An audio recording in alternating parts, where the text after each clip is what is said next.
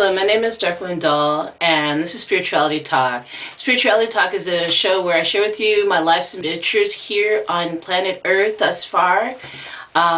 They sometimes can be of what people would think of mundane, everyday situations, spiritual experiences, supernatural experiences, things of the metaphysical nature, and many more things that I experience and I like to share with you because through these experiences I try to learn something from them.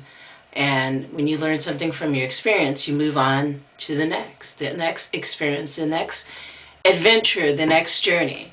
So today what I wanted to talk to you guys about specifically is a few questions that a viewer really wants to know more about. And this subjects that I've mentioned before.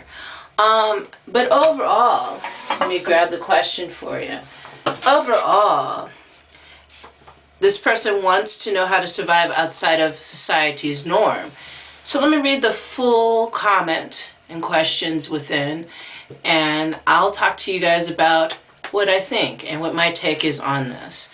So, I am new to your channel and have been going through a challenge.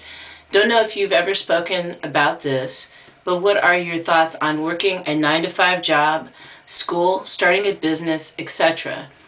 And evidently, I don't want a job but want to live off the grid, even though I am currently following a research career.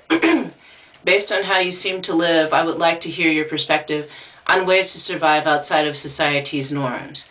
Okay, first of all, I'll just tackle it one topic at a time. The one that I'll speak of first is my thoughts on 9-to-5 job.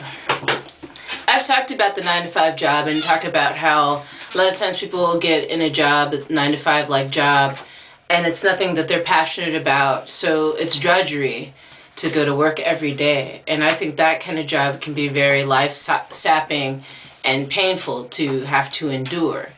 Now, when I was in a 9-to-5 job, make sure I don't have anything on my nose. When I was in a 9-to-5 job outside of the home, I experienced that same experience where I was somewhere working for someone else's dream, and it became really exhausting trying to live up to their expectations and their standards.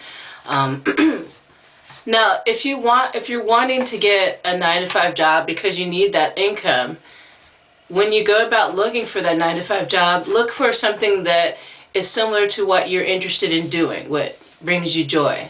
So for instance, I wanted to learn more about health foods. I wanted to learn more about herbs. I wanted to learn more about healthy living, vegetarianism. So I ended up, one of my first health food jobs was at a co-op, a health foods co-op. It was Sacramento Health Food Store co-op.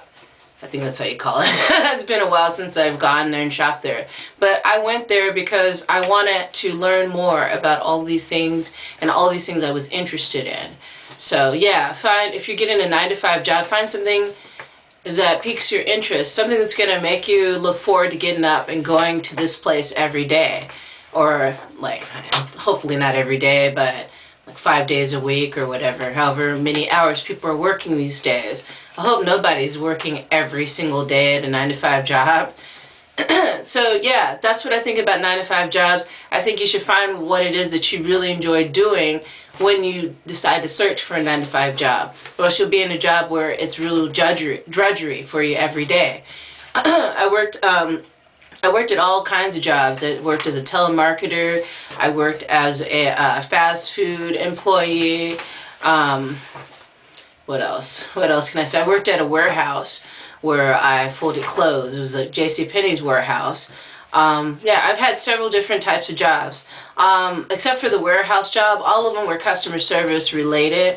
So go with what feels comfortable for you. There's so many different jobs out there for everyone, and so there has to be a job that suits you to where you can go there and not feel like, oh God, here we go again, doing the same shit over and over again, and not feeling challenged or just feeling like it's just another day and another buck made, you know?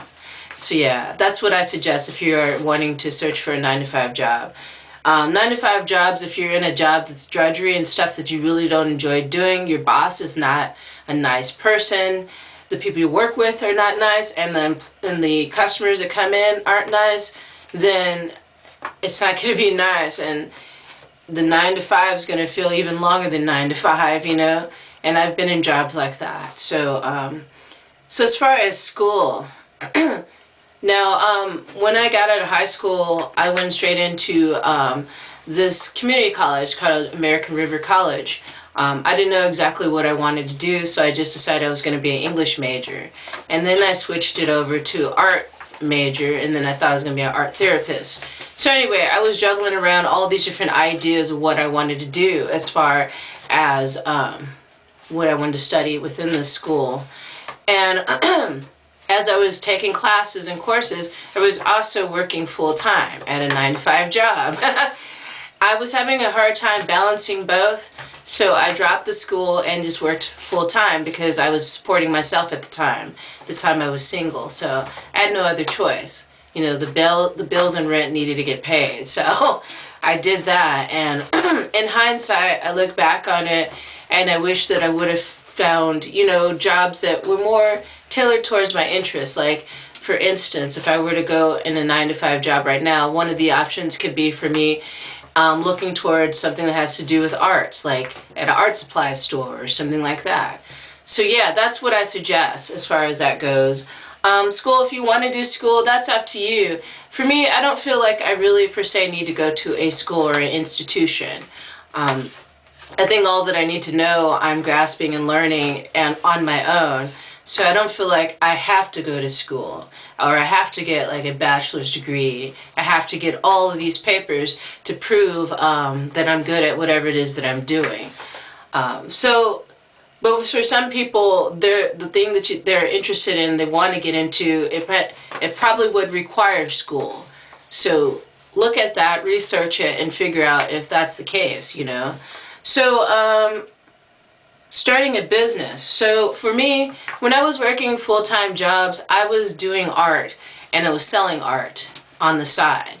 I was making art not because I needed to, oh God, I'm going to make lots of money. I was making art because it was very therapeutic. And then I realized that people were liking it when I would share it on social media. So then I decided to just start selling it.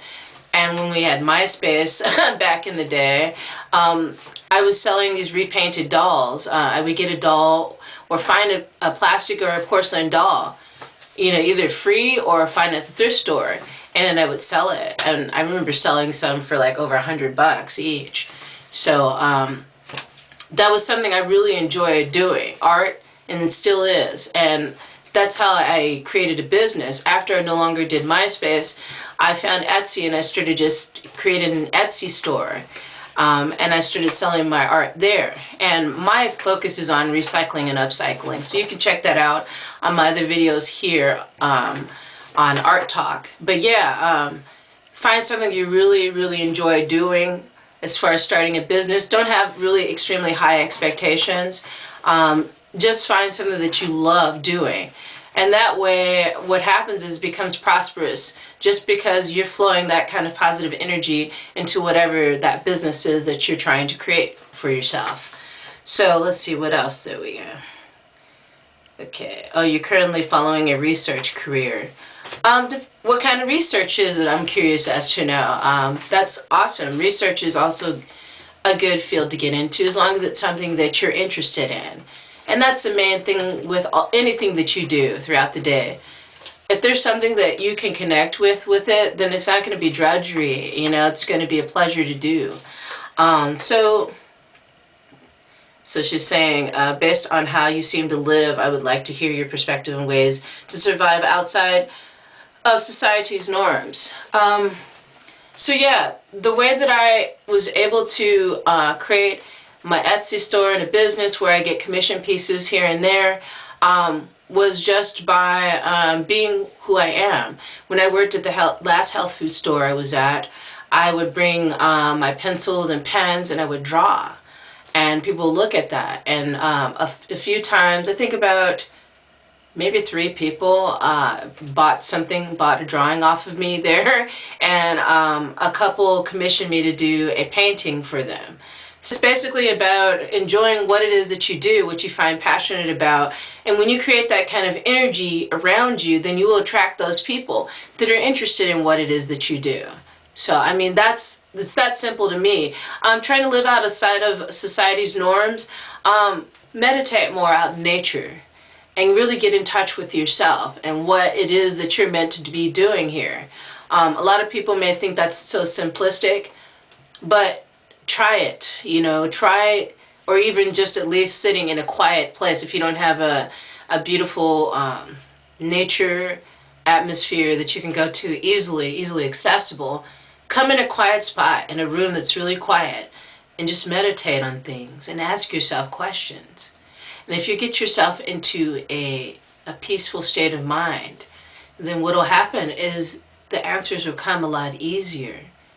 Everybody's journey is different here on Earth. Everybody's journey is very unique. So really tune in to what it is that you really truly love and what you truly feel passionate about. And that's how you start living out of society's norms. Living out of society norms means not watching, all this stuff, all this media, all this TV telling you how to live and how to look and how to act to life situations.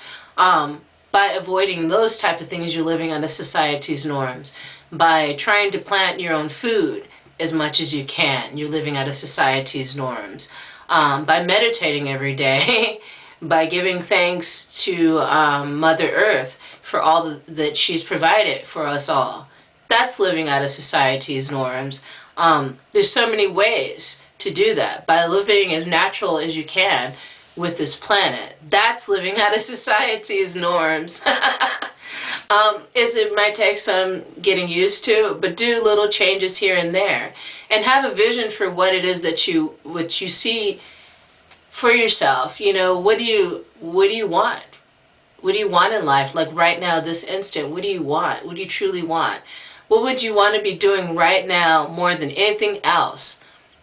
It doesn't have to be grandiose. For me, I can think I want to sit down and I just want to paint and make that happen. Spend that extra time. Every day, take out like at least 15 minutes for yourself or more to do something you truly love. And that's when you'll find out what it is that you're truly supposed to be doing here on Earth. So I hope this answered the question for you, viewer. I hope that gave you some sort of, inspiration to carry forth and figure out what it is exactly that you would like to do here on Earth. I mean, there's no guideline. There's no timeline. People seem to think they have to rush before it's too late, like before they get too old. Okay, so you're never too old to really know who you are, to really dig deep and know that this is a life you want to live that's going to be fulfilling and pleasant, and you want to be fulfilling your own dreams and not somebody else's dreams. My journey wasn't that easy to get to where I'm at right now. I worked full-time jobs, and then I got severely injured in my last job, and I haven't worked outside of the home since 2007 or 2008. And meantime, what I've been doing is selling my work through Etsy and getting commission pieces to help support. And I also have a husband, so we have 2 incomes combined. So it's not just me doing it all on my own, so it's a combined effort. But if you are single, you can do these things, you can make these things happen on your own. You just have to have patience with yourself and to really truly know what it is that you want to do, and just do it. Because that's what happened with me with this shop, this Etsy shop, and when I started selling things, people would see me on just walking around, or when I'd wait for a doctor's appointment and look at one of the handbags I've made and ask me, did you make that handbag? So yeah, I've got business cards, and things like that. Little tips I can give along the way if you guys want me to elaborate more on that. So yeah, thank you for joining me today. Thank you, viewer, for the great question. I really like sharing what's going on with me, with you guys, and what's worked for me and what's not worked for me. So Thank you for subscribing to my channel. Thank you for the likes and shares, and thank you for your kind comments. Leave your comments down below and talk to me about what you think about today's topic. How did you get to where you are? And are you living a life that's fulfilling? And are you fulfilling your dreams? Alrighty guys, see you soon. Peace.